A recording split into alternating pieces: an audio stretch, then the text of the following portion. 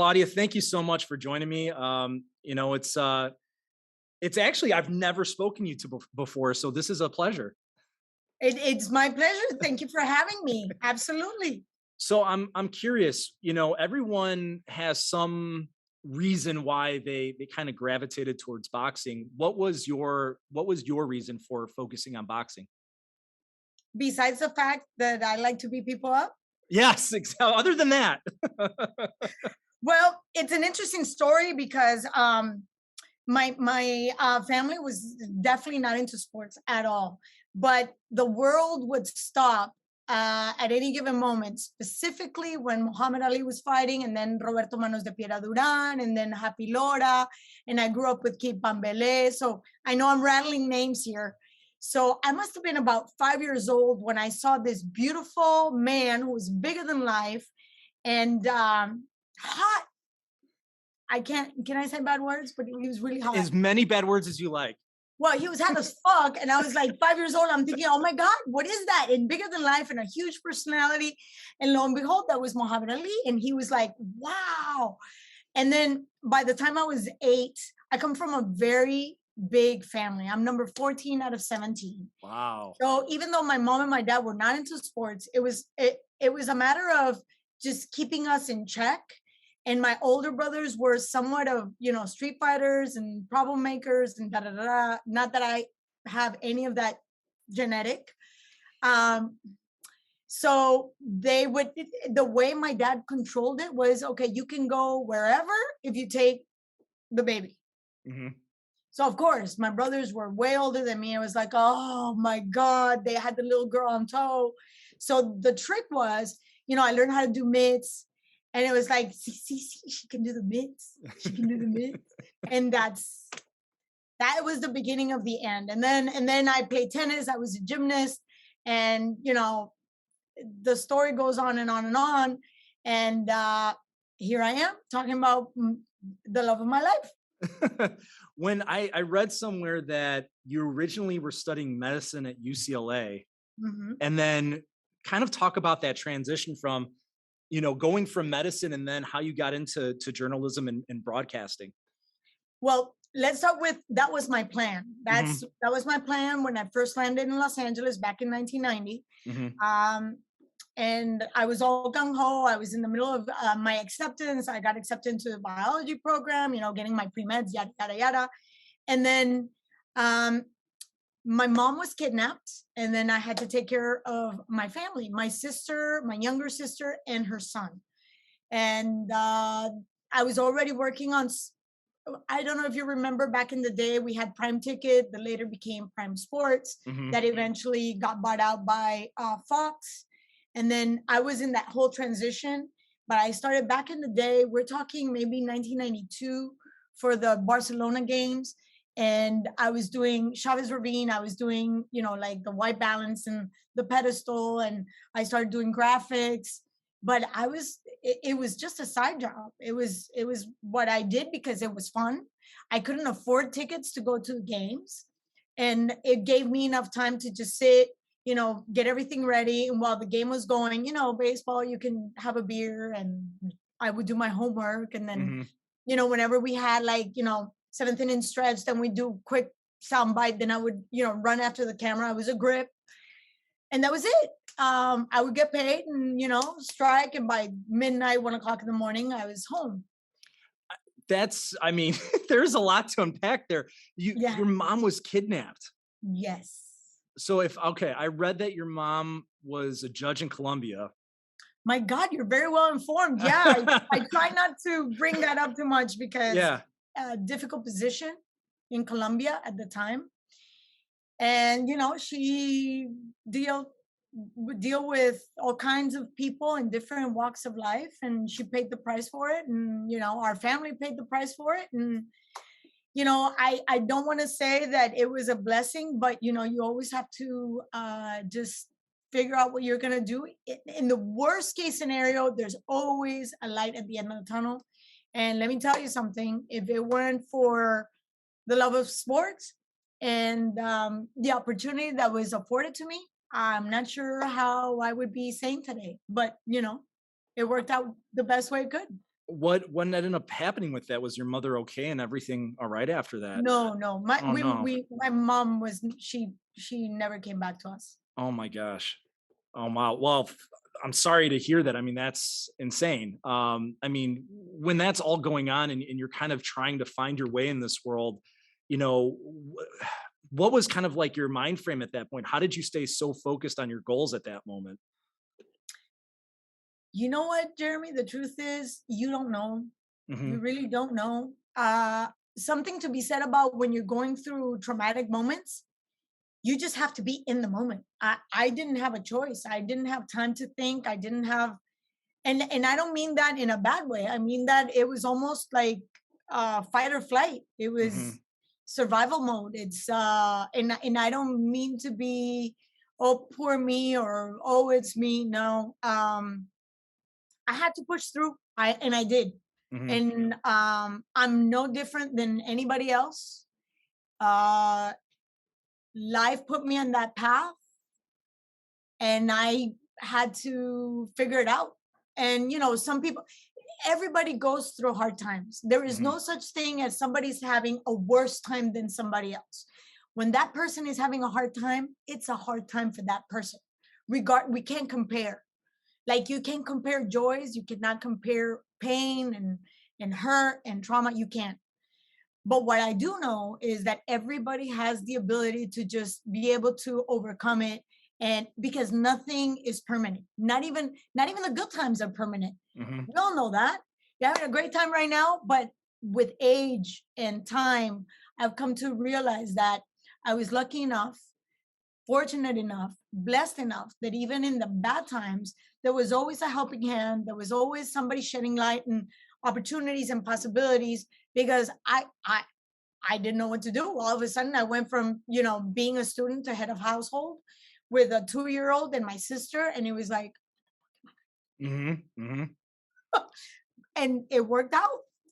What was the first opportunity that you got on camera that kind of maybe got that started?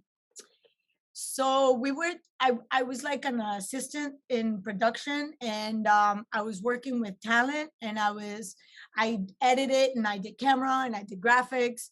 And then I would do halftime shows. All I had to do was edit it and put it together, make sure that, the highlights were together, and the talent didn't show up. It was only Ah. a halftime show for a Liga game, and it was all 3 minutes.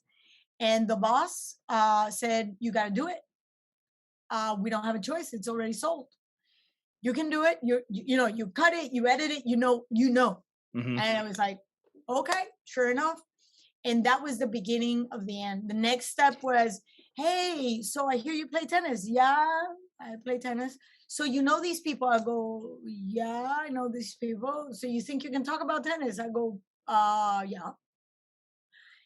So I did the US Open. And when I came back, they literally said, "So you think you can do this again?" And like I said, I was doing voiceovers just to help out and just to add, to my hourly wage or whatever. And that's when I started doing it on camera. And then I got the opportunity to be the sports director because of my production background at a very small TV station in Los Angeles, KWHY TV, Channel 22. And then I moved on to Channel 5, KTLA. That was brutal. And then, and then. When you go on camera and you start, being asked to do these things, did you feel at the moment like, okay, I could see myself doing this for a career? Never, No. never. It was always like, okay, I'm gonna do this last gig, and I'm gonna go back to school. And they would say, what do you do? "Oh, I'm gonna be a doctor." "Oh, really? But you're okay with it?" "Oh, yeah, yeah. I like this. I enjoy this thoroughly, but this is not." I always say my career path basically chose me. The universe said, "I know you got plans. I know you got an idea of what it is that you want to be. We got news for you." And I was so, I've been doing this for over 30 years, and I have yet to find myself working a day of my life. I still feel like I'm having a great time. I still feel like I'm getting paid for this. Hmm. Like I did the NBA, I've done the Olympics, I've done World Cups, and I get paid for this.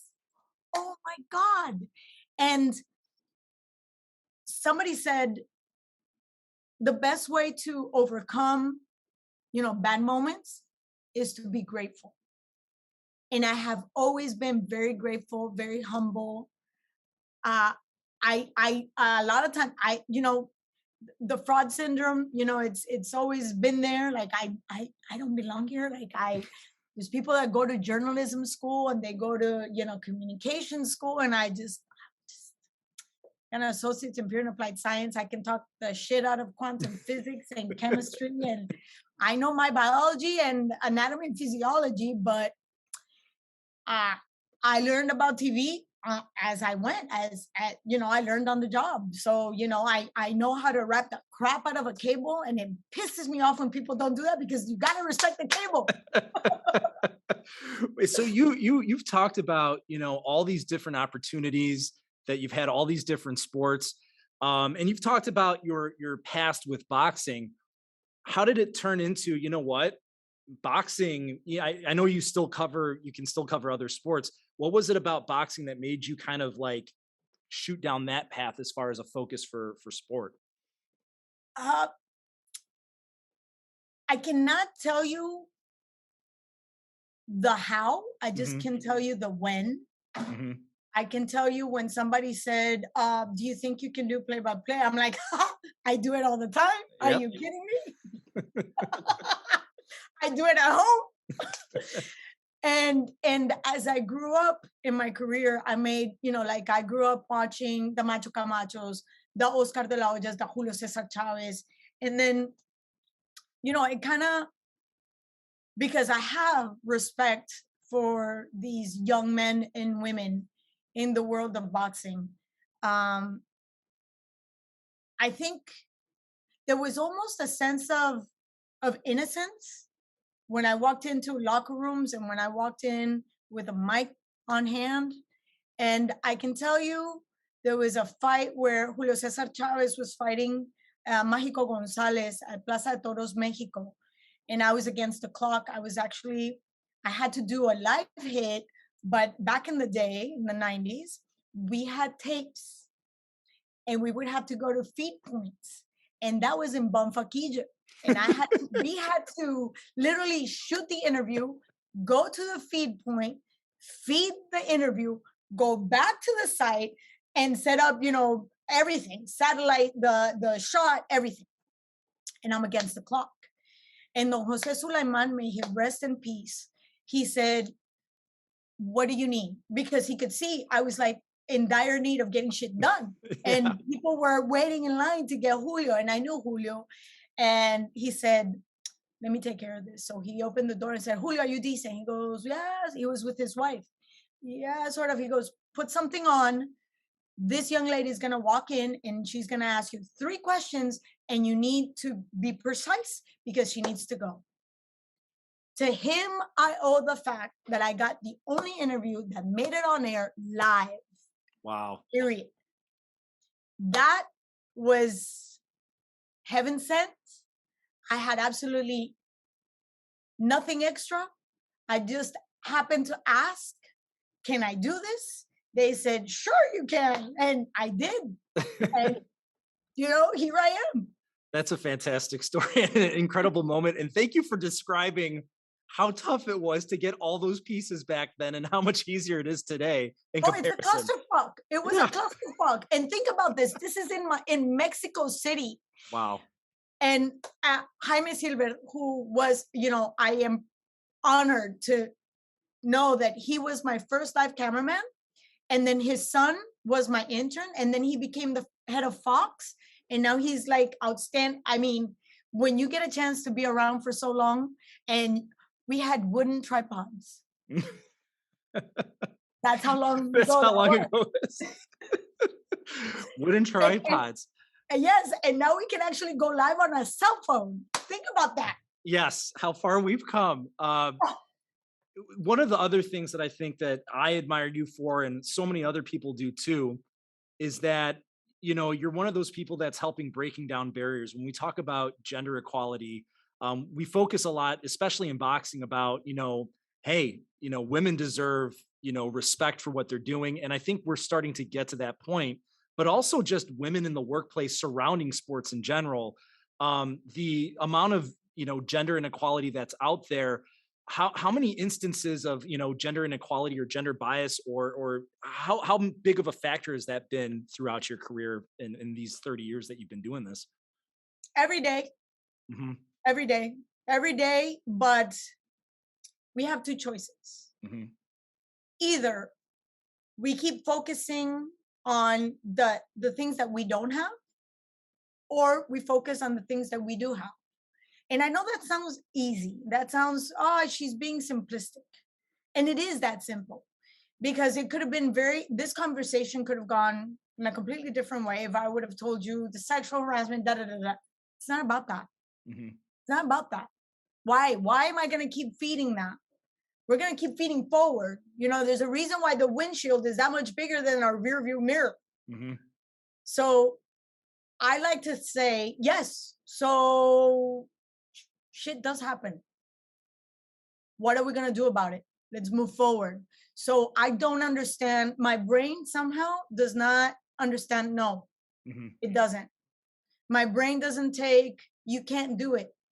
It's like, maybe you think I can do it your way, but I assure you I can do it my way, because I don't have any other way.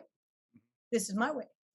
Now, is it a struggle? Is it sometimes saddening and depressing? Yeah, I cannot say that it hasn't been sometime there's been many instances where I've said, shit, do I really need to keep going through this? And then I wake up in the morning and I said, well, I get to go, I'm going to go cover Canelo and Bivol. Hmm. It's like, okay, yeah. So do I have to eat a little bit of shit pie? Yeah. So, but the dessert is this big. Hmm. So what am I going to focus on? 30 years ago, let me rewind the tape. When I was growing up in Colombia, third world country, women were not allowed in boxing gyms. It was banned. So when I sit in my position right now as a host and a play-by-play, and I look at this beautiful long line of smart, strong women in so many different positions, not just in boxing, in sports in general, and across corporate America, across the world in politics, I think we've done a pretty good job in the last 30 years. It's very easy to keep thinking, you know what, this is a very steep mountain. I understand, but let's not forget where we come from. Is it enough? No. Are we ever going to climb all the way to the top? No, because the higher we go, the higher the ceiling is going to be. So we just keep pushing, just keep pushing. I remember back in the day, somebody said to me, I was the sports director at Channel 22. That person sat with me and said, you're just a little too cute and too peppy to do sports. You should do like entertainment. I know jack shit about actors, actresses, nothing, Hmm. zero. Music, zero. Could I have been insulted? Yeah. Oh, and let's not forget that I'm Hispanic. So you're Hispanic and you're a female. That's a double negative. Hmm. And I refuse to just be something that I'm not. Americanize the way I speak. I speak with my hands. I'm very Latin in everything I do. I can't deny that. That's a triple negative. So do I have a hard time? Yeah. Would it be easier if I didn't have those? Maybe. But this is my own journey. It's been fun. I have a chance to take on this battle every day. I have a 17-year-old that will be taking a battle of her own. Hmm. So I cannot just put my arms down and say, well, look at that long ass line that I have to follow. No, no, no, no. It's got to start somewhere. And my daughter is starting here, Hmm. my spot. And I'm going to walk with her as far as the good Lord allows me to. And then she's going to have her own path. I think that's a great way of putting it. And being the father of a 5-year-old, I'm behind you though. So, but I'm in the same spot already thinking about that. And I can even think about it with my daughter when she says like, she said to me the other day, I'm like, do you want to? I try to like get her to try different sports and do everything, and she said to me, I said to her, do you want to try basketball? And she goes, well, Daddy, only boys play basketball. And I'm thinking, wow, that's the image that she's gotten from, the things that are on the TV or what other kids are saying.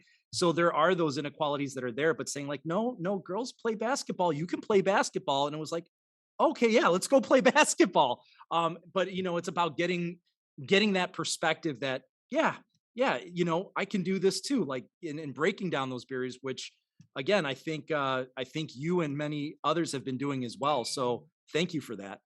Um, Looking at this career that you've had all these years, what would you say is the most exciting event that you've covered live?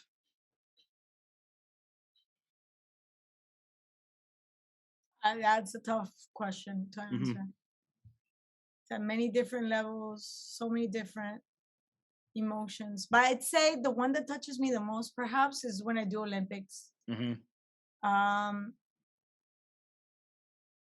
in the Olympics, you find not only outstanding athletes, la Hmm. creme de la creme of every single country that participates, but every single character has a journey, a path, a character, a life story. And it's beautiful to see how they all come together with a common goal. And at the end, there's going to be a winner, there's going to be, the silver, and then there's the bronze. But at the end, it's about the competition and the spirit of sports. And it's amazing to see. It doesn't matter how the rivalries have gone around and how many times they've met, because a lot of these athletes have known each other through meets, international exchanges. There's this camaraderie that really shows us how close we really are as human beings. So that touches me in so many ways, and the stories are very similar. There's hardship, there's sadness, there's joy, there's triumph, and there's overcoming personal, professional, different obstacles. And it's like you share notes, and it's like, oh yeah, we compare notes, and we have a lot more similarities than differences. And I'm going to say this, and I know this is going to sound weird, but it's humanity at its best Hmm. when I go to the Olympics, and that touches me in a very deep, deep way. I'm going to switch focuses for a second here because I know as far as BYB now that you're working for, I mean, it feels like you've worked like with so many different companies, whether it's DAZN, ESPN, Fox, Showtime, BYB, with bare knuckle fighting. When you look at bare knuckle fighting compared to boxing, how do you kind of compare those two different elements, and where are you seeing this sport going?